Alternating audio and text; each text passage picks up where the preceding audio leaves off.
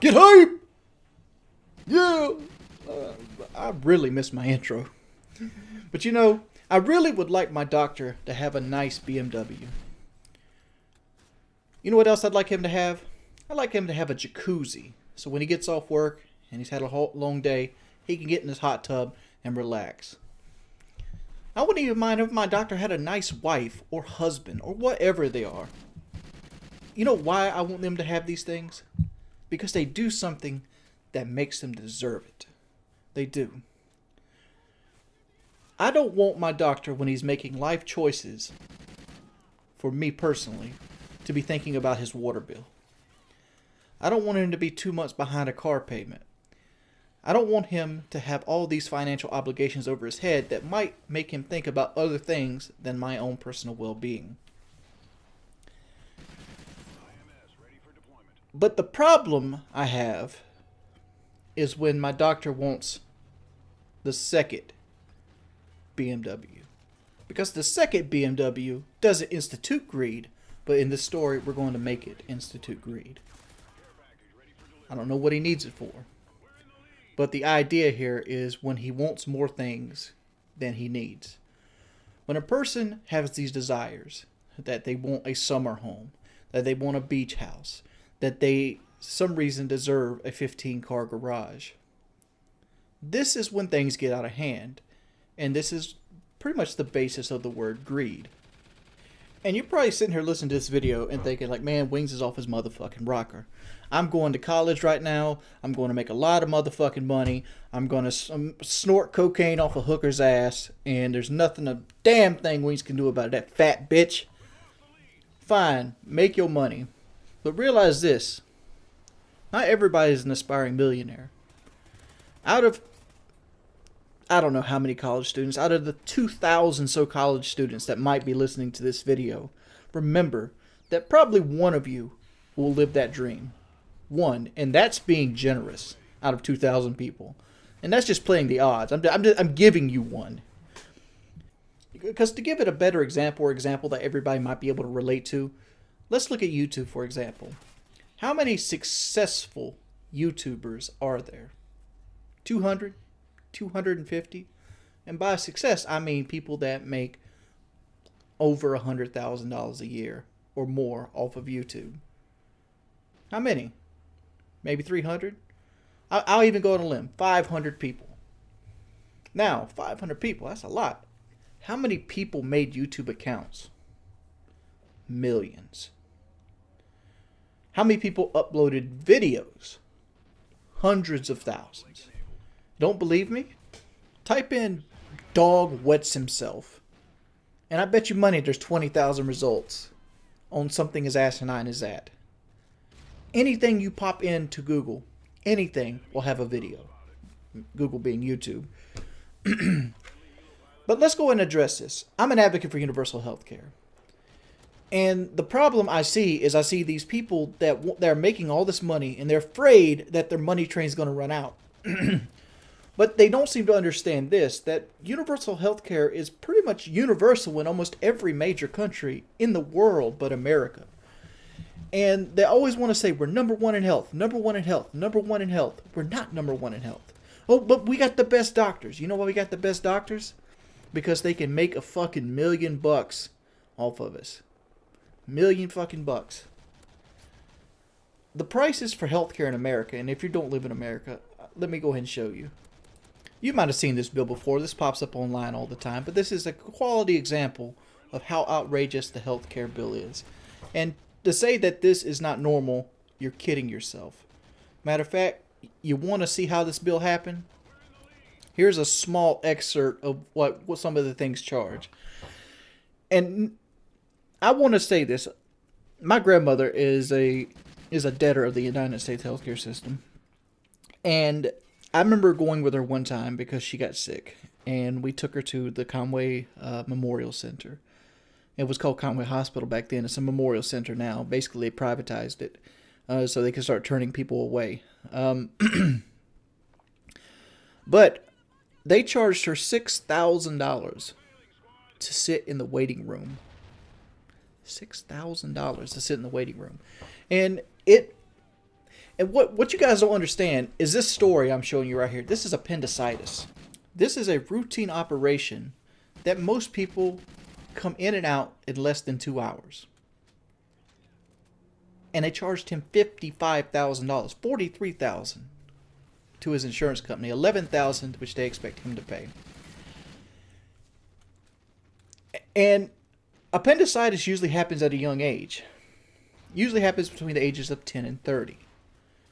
So to say that our healthcare system is flawless is coming from a seat of privilege. That's all it's coming from. To say that somebody should die because they don't have the money to pay for something they can't see coming. Obviously, I'm a fat motherfucker. I can see that a heart attack's coming. I can see diabetes might be coming, and I don't have anything to prep for it. I am the anomaly. I am the person that rags up all the healthcare bills. That's me. That's who I am. I'm the person that doesn't take care of his body well enough to see that medical problems is going to be there. And to think I don't think about that. And to think, like, why don't you just fucking lose weight? I tried to lose weight, dude. I seriously have. I gave it my best fucking effort. I moved out of my house for a month to go live with somebody I'd never met before in real life and stay in their home to try to help me motivate myself to do this. I went out and we started fundraisers to get money to pay for somebody to babysit me and to help me with my weight loss, and I couldn't do it. I tried walking for 365 days, and I did it almost 100 days in a row, and I still couldn't control my eating habits because it's a mental thing. It's a mental thing I can't beat. But to say I never tried to beat it is false. I've tried more times to lose weight than probably 5 people combined, and I'm still going to try. I'm thinking about trying to lose weight again today. I don't know if I'm going to start today, but I think another attempt's in my future. And you know why? Because I don't want to be 600 pounds. I don't want to be at the point where I can't drive. That's not me. That's not who I want to be. And I hate myself every day that I see this. But let's take me, for example. Let's say we lived in a system that we invest $15 trillion into.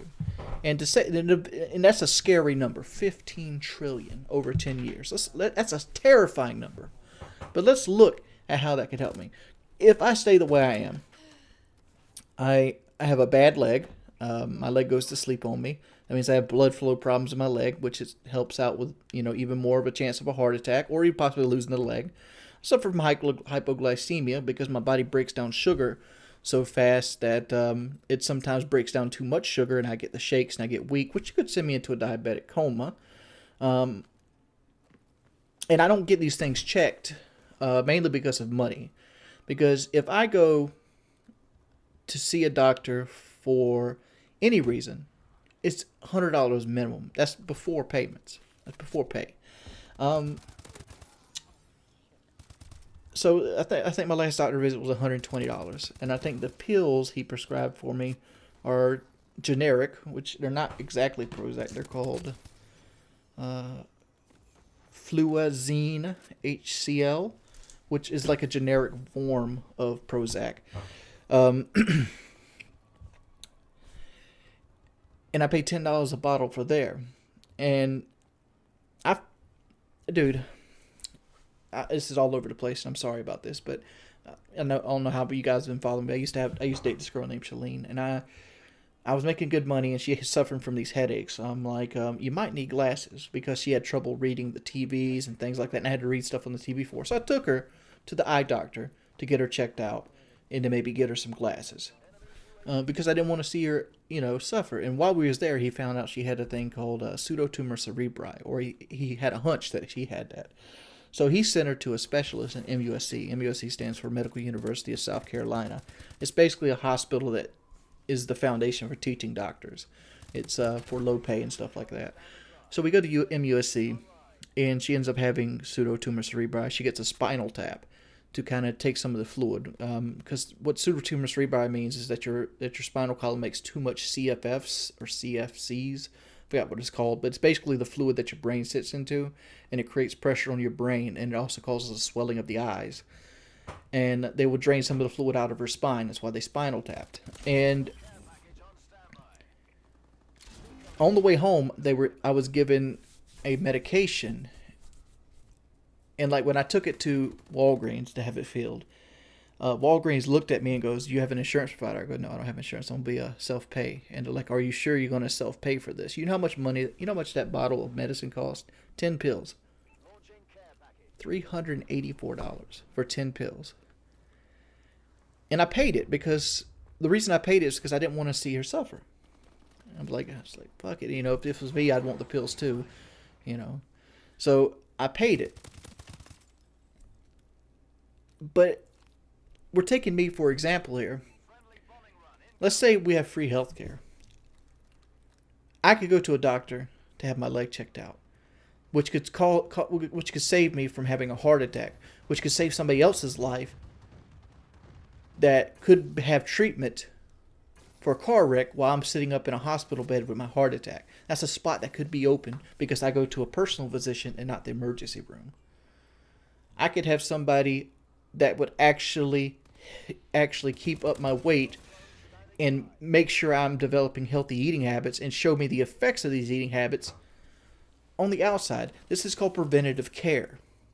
Preventative care, you take care of small problems now so big problems don't happen later down. Obviously, something like appendicitis you can't see coming. Well, most people don't see it coming because it just happens. One day you wake up, you have your navel swole up. Next thing you know, you have your appendix ready to blow up and poison your body. That just fucking happens. And all of a sudden, you got $11,000 in bills. How many of you sitting right now could handle having $11,000 worth of bills? Most of you couldn't. Most of you couldn't. You know what you're going to have to do? You're going to have to let that shit go to your credit. And then your credit's going to get ruined. Now your ability to buy a home is pushed back 7 years. Your ability to get a car is pushed back. Now you're on a buy here, pay here on a car. Say that car breaks down. It's a fucking cycle, dude. You see how it's set up?